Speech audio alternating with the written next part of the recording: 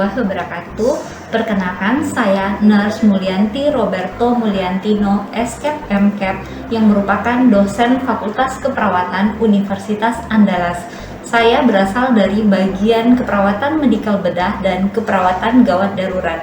Saya mengampu mata kuliah keperawatan medikal bedah yang merupakan bidang keilmuan saya, di mana saya mengampu keperawatan medikal bedah 1 yang terdiri dari 4 SKS, di mana 3 SKS teori dan 1 SKS praktikum, dan keperawatan medikal bedah 3 yang terdiri dari 4 SKS, di mana 2 SKS teori, 1 SKS praktikum, dan 1 SKS praktek klinik. Pada mata kuliah keperawatan medikal bedah 1 yang saya ampu merupakan mata kuliah yang berfokus pada asuhan keperawatan pada pasien dewasa dengan ruang lingkup mencakup pasien dengan gangguan penyakit kardiovaskuler, penyakit respirasi, dan hematologi, di mana fokus mata kuliah ini adalah mulai dari aspek pengkajian keperawatan, penegakan diagnosa keperawatan, perencanaan intervensi keperawatan, implementasi dan evaluasi keperawatan,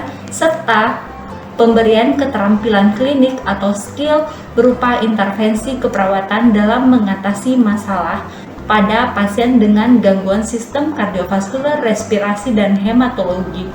Serta pada mata kuliah ini juga membahas konsep dasar penyakit pada gangguan sistem kardiovaskuler, respirasi, dan hematologi. Kemampuan yang diharapkan pada mata kuliah KMP 1 yang saya ampu ini adalah mahasiswa mampu mensimulasikan asuhan keperawatan pada pasien dewasa dengan gangguan pada sistem kardiovaskuler, respirasi, dan hematologi dengan memperhatikan aspek etis dan legal. Yang kedua adalah mahasiswa mampu mensimulasikan pendidikan kesehatan untuk pasien dewasa dengan masalah sistem kardiovaskuler, respirasi, dan hematologi. Yang ketiga adalah mahasiswa mampu melaksanakan fungsi advokasi dengan memperhatikan aspek etis dan legal pada pasien dengan gangguan sistem kardiovaskuler, respirasi, dan hematologi. Yang keempat adalah mahasiswa mampu mengintegrasikan hasil-hasil penelitian ke dalam intervensi keperawatan untuk mengatasi masalah pada pasien dengan gangguan kardiovaskuler, respirasi, dan hematologi. Dan yang kelima adalah mahasiswa mampu mendemonstrasikan kembali intervensi atau keterampilan keperawatan untuk mengatasi masalah pasien dengan gangguan kardiovaskuler, respirasi, dan hematologi berdasarkan standar operasional prosedur yang ada. Dalam mata kuliah keperawatan medikal bedah 1, saya mengajar tentang materi asuhan keperawatan pada pasien dengan gangguan sistem kardiovaskuler yang meliputi gangguan pada pasien dengan masalah pompa jantung atau gagal jantung, masalah dengan gangguan arteri koroner atau penyakit jantung koroner, dan masalah pada gangguan vaskular perifer.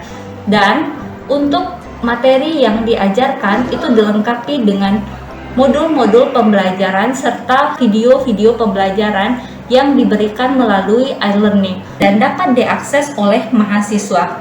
Sistem pembelajaran atau mode perkuliahan dengan keadaan pandemi COVID-19 terjadi perubahan yang semula dengan sistem tatap muka langsung dan berubah menjadi distance learning dengan menggunakan learning management system berupa e-learning Universitas Andalas.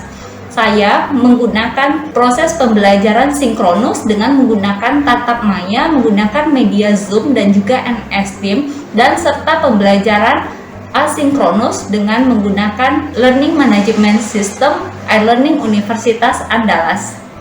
Pada mata kuliah keperawatan medikal bedah 1 yang saya ampu, saya sudah menggunakan metode pembelajaran Student Center Learning dengan menggunakan metode Small Group Discussion, di mana mahasiswa dibagi dalam kelompok-kelompok kecil untuk berdiskusi menyelesaikan kasus atau skenario pasien yang saya susun, yaitu berdasarkan case-based method.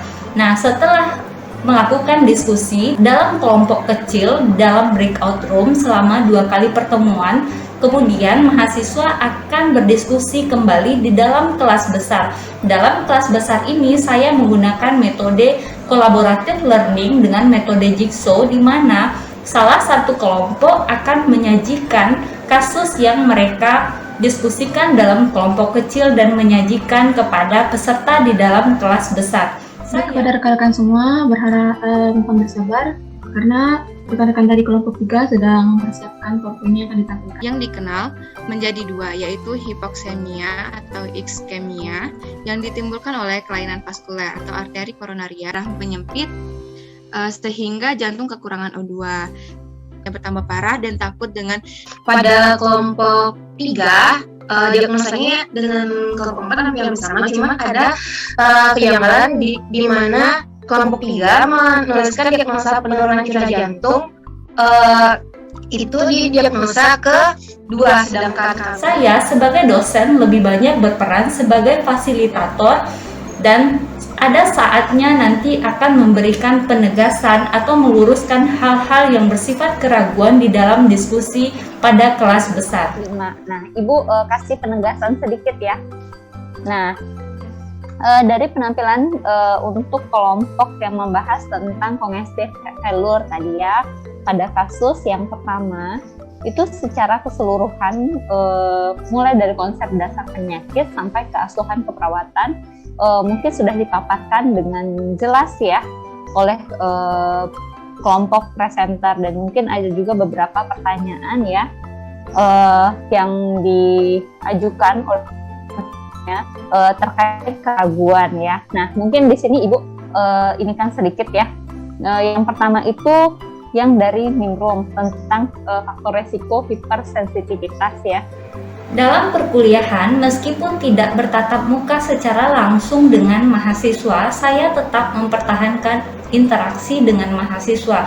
Interaksi ini terjadi di dalam diskusi melalui tatap maya virtual dalam Zoom, di mana pada sesi diskusi akan ada tanya jawab dengan mahasiswa, kemudian memberikan penegasan atau arahan untuk meluruskan hasil diskusi yang bersifat keraguan, dan serta memberikan arahan pada saat mahasiswa berdiskusi di dalam kelompok-kelompok kecil.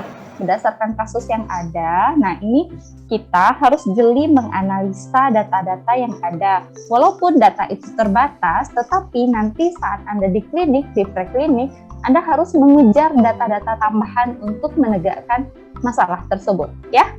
Interaksi lain dengan mahasiswa berupa memberikan feedback, memberikan reinforcement positif sebagai bentuk motivasi bagi mahasiswa dalam menyampaikan pendapatnya selama berdiskusi atau selama perkuliahan, serta memberikan contoh atau ilustrasi-ilustrasi pada materi perkuliahan, serta memberikan contoh dalam bentuk etika, sopan santun, dan juga sikap sebagai bagian dari pendidikan soft skill kepada mahasiswa. Sistem penilaian pada mata kuliah yang saya ampu terdiri dari penilaian proses dan penilaian hasil. Penilaian proses terdiri dari penilaian terhadap dimensi interpersonal, intrapersonal, dan sikap serta tata nilai, dan penilaian formatif berupa kuis yang diberikan pada pertemuan perkuliahan. Kemudian penilaian hasil itu meliputi penilaian ujian tengah semester, ujian akhir semester, dan penilaian tugas kelompok yang dilakukan melalui e-learning Universitas Andalas. Masing-masing indikator pada penilaian ini memiliki bobot persentase yang akan diakumulasi di akhir semester. Demikianlah penjelasan deskripsi diri saya. Terima kasih. Assalamualaikum warahmatullahi wabarakatuh.